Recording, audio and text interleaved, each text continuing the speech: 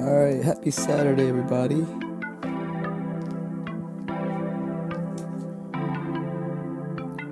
Let's go again.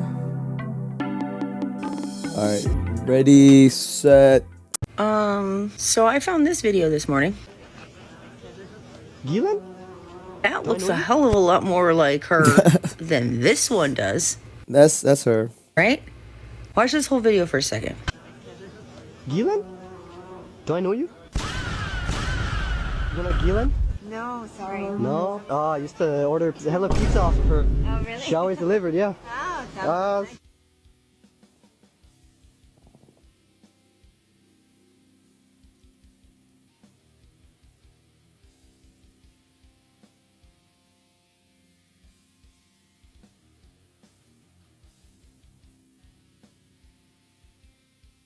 People have been going on and on about this picture, saying it don't look like her because of the nose and the eyes and the hooded eyes. If you look at this chick on the street, her left eye, which is our right, has a squint to it and is puffy on the eyelid. Now look at this picture of Ghislaine. That's fucking her, dude. Oh my gosh. That's her.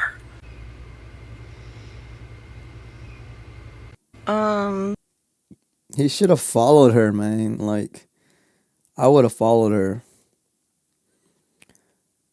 The Western world is a joke, man. You got pedophiles just running around free. She wasn't even stressed out. She was like, nope, not me. In Montreal, there's a lot of neo-Nazis in Montreal. What a sick, sad world. Ghislaine? Do I know you?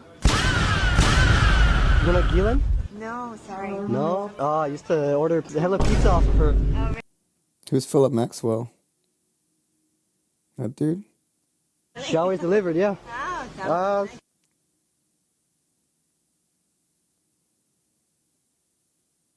Oh my gosh.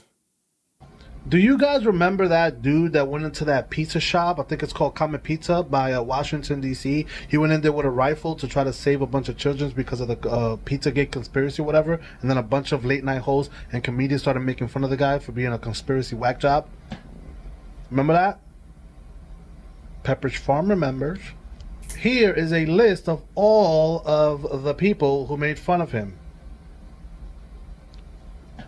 Better question is, why were you guys so fast to make fun of him and dismiss him? Exactly. Everybody, all the entertainment is just distraction from the pedophilia. It's crazy. This world is crazy.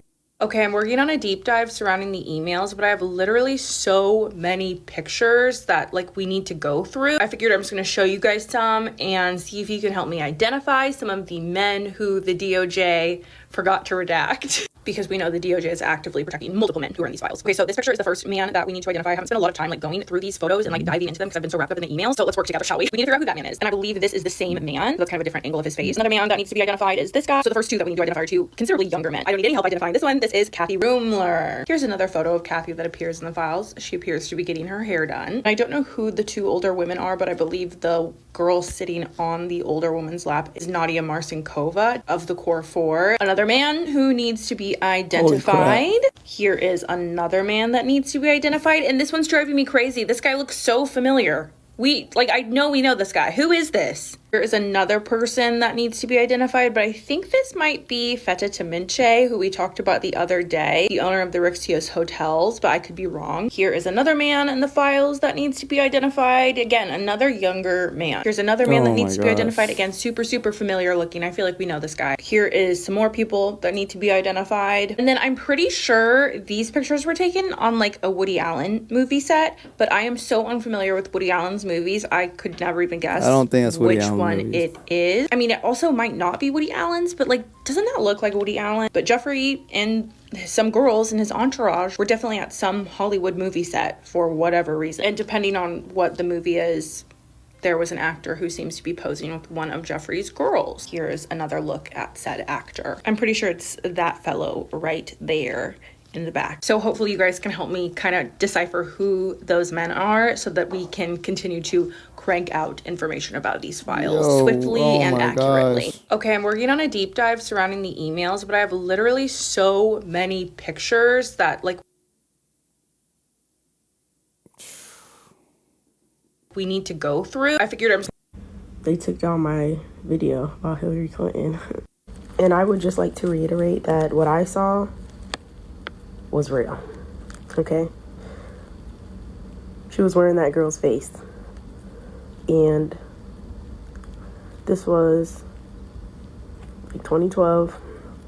I was like, Yo, I can't believe. That's crazy. 16. I was on the dark web looking at conspiracy shit, going to a bunch of different web pages, just clicking through stuff, and I came on this page and there was a picture of HC and she was wearing another girl's skin. And there was, like I said in my previous video, there was a horizontal table closest to the bottom of the pig, and then as you move to the top of the pig, there were 2 vertical tables perpendicular, and then you could see the tools and stuff. She HC was wearing like one of those business suits, but it was like a skirt and a top, and it was like a dimly lit picture. Like the picture was kind of grainy, but yeah, like I seen that. And for the people that were asking like, oh well, you know, like screenshots existed, all this stuff existed. When you're on the free web and you're on tour and you're looking through like various web pages, that stuff is not, those aren't secure connections. Like I know about LAN and HTTPS and networking. Like the minute, like I'm telling you, those pages can be broken. They can, like everything's happening so fast. So it's like 1 minute you see something and it's like, what the hell? And you're trying to take it all in, and then the next minute it's gone and you cannot find it again. Like that is how fast people are working on the back end to make sure that that stuff never sees the light of day.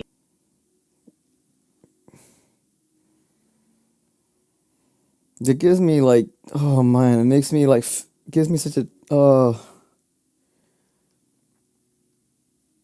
my. Here's a look inside the secret New York City building where Jeffrey Epstein housed some of his underage victims. And this was just 10 blocks away from his own Upper East Side townhouse. So this is 301 East 66th Street. It's a 16-story post-war fancy condo building with a doorman where Epstein owned more than a dozen units to basically serve as a hub for his sex trafficking operation in New York. One victim described arriving at the apartment and saying, I remember the apartment clearly. It was relatively small and there was Danny yogurt in the fridge and a basket of fruit and cookies on the counter. I remember feeling quite special. But she said all of these gestures were clearly a manipulation tactic to show some sort of care, because she said after she was brought to 301, she was immediately taken 9 blocks over to Epstein's mansion to give him a massage. One complaint alleged that Epstein provided a car service and other benefits to keep girls in his sexual orbit. Here's an email from Epstein's staff to his driver. Jojo, please collect the girls tomorrow from 301 at 8:15 a.m. and bring them to the house. J.E. would like everyone to be at the house at 8:30 a.m. It's like he owns these girls and can shuttle them back and forth whenever he wants. Civil filings from 2015 also allege that girls hired by MC2 Models, which is owned by Epstein's best friend, Jean-Luc Brunel, who's also accused of R-word, used this 301 apartment building to house models from overseas with the promise of work. And the cherry on top of this disgusting situation is that property records showed that 150 units out of the 200 units in this building total were owned by OSA Properties, a company owned by Mark Epstein, aka Jeffrey's brother. Epstein also leveraged 301 as like a favor to his high-profile wealthy friends. The New York Post actually put together a list of people that would frequent pretty often.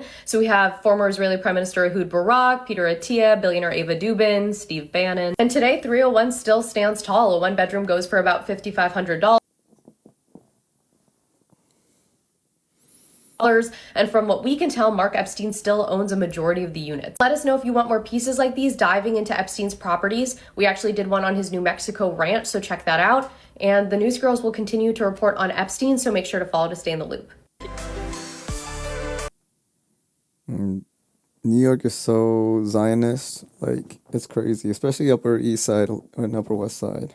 Hey, what was that insane coincidence that basically got J.D. Vance into office? Oh, do you mean when famous director Ron Howard saw his book on the #1 bestseller list and felt so connected to it that he just had to make a movie? No, the other thing. Oh, do you mean when famous Yale professor Amy Chua hooked him up with her book agent, which pretty much automatically put him on the #1 bestseller list? No, the other thing. Oh, do you mean when Amy Chua introduced Peter Thiel to J.D. Vance after he'd come to Yale to give a series of lectures? Wait, what? You mean after that meeting when Peter Thiel invited J.D. Vance to come work with him at PayPal, basically making him a millionaire almost overnight? With whom? Hey, what was I see. All right, I'm calling it. So yeah, Ghislaine Maxwell is in Quebec, and all the pedophiles are still not arrested. January 6th, they stormed the Capitol building because of BLM, but the pedophiles don't bother them enough for that. Sick, sad world. See y'all tomorrow, maybe, or I might be busy tomorrow. I don't know, but hope everybody has a great day, safe, and let's move with more courage and conviction and stop these pedophiles. Peace.